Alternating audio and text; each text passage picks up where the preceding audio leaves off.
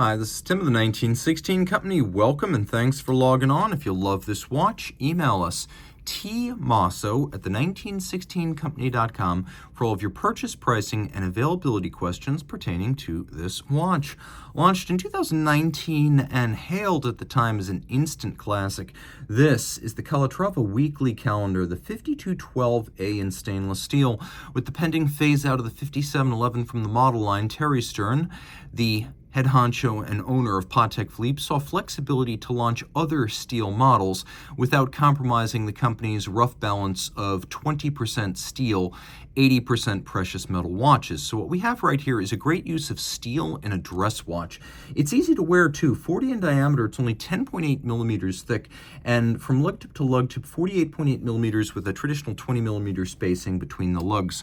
On my wrist, which is 16 centimeters in circumference, it wears beautifully.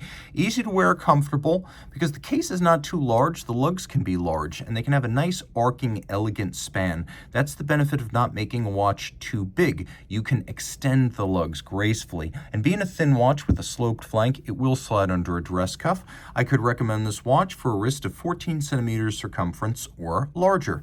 The strap is high grade, a light brown calfskin with a contrasting stitch. You can see on the bottom this is a Patek Philippe factory strap.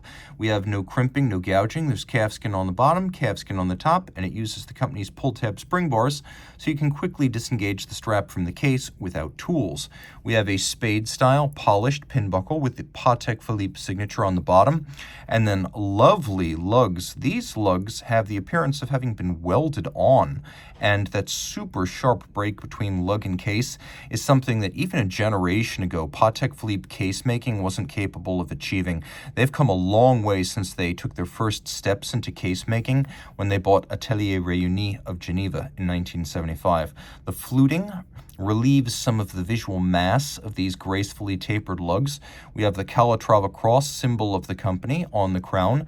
Then we have a double-faceted bezel. You can see how it's got a little bit of a facet on its outer face, and then there's the terminal conical slope towards a slightly boxed and cambered sapphire over a dial that is delightfully cream-colored.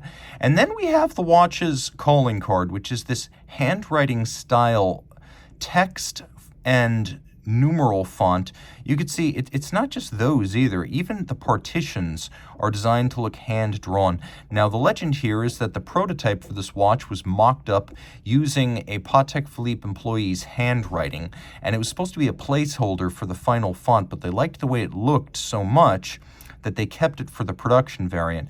Now, I've always said, don't let the facts get in the way of a good tale, and I see a little bit of a shade of the old eBay and Time Zone sales corner seller's guile in that story. I'm wondering if Patek Philippe isn't dipping its toe in those waters a bit, but it's a fun story, and so I repeat it here for your entertainment only. What is unarguable is that this is a very different look, and right down to the date disc itself, we do get that handwriting style font with those luscious crossed sevens. It is a triple calendar, but unconventionally, as we have the day, the date, and then we've got a week of the year overlapping roughly with the months of the year. There's this little index outboard. There is also something that was new on Patek Basic Center Rotor Automatics for 2019 when this came out, and that is a hacking seconds function. So you can stop the seconds hand and set it to a reference time. There is also a quick set, but it pertains only to the date. There are pusher adjusters for the other two indications of the calendar. The hands are faceted Dauphine style, and the indices and hands faceted and blackened white gold to contrast beautifully against the dial base. Turn it all over. This was actually new and a big deal back in 2019, replacing the 324. This is the 26330, and you can see still a center rotor, unidirectional winding, ceramic bearing automatic, still with a 45-hour power reserve. There are some differences. You can see some of the intermediate wheels adjacent to the winding system. You have a reduction wheel here, you have a train wheel right here. Those are architecturally different than you'll find on the 324. So if you just look for those features real quickly, you'll be able to visually distinguish it, even if you can't see the reference number, the movement at first glance.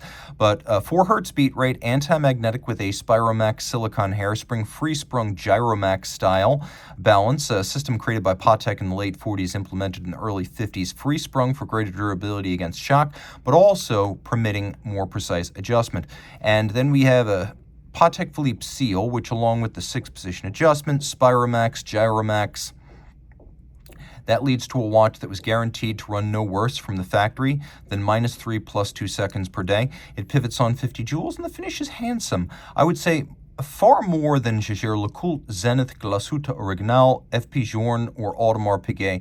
Patek does a good job of finalizing the finish manually in a way that makes the movements look all manual finish.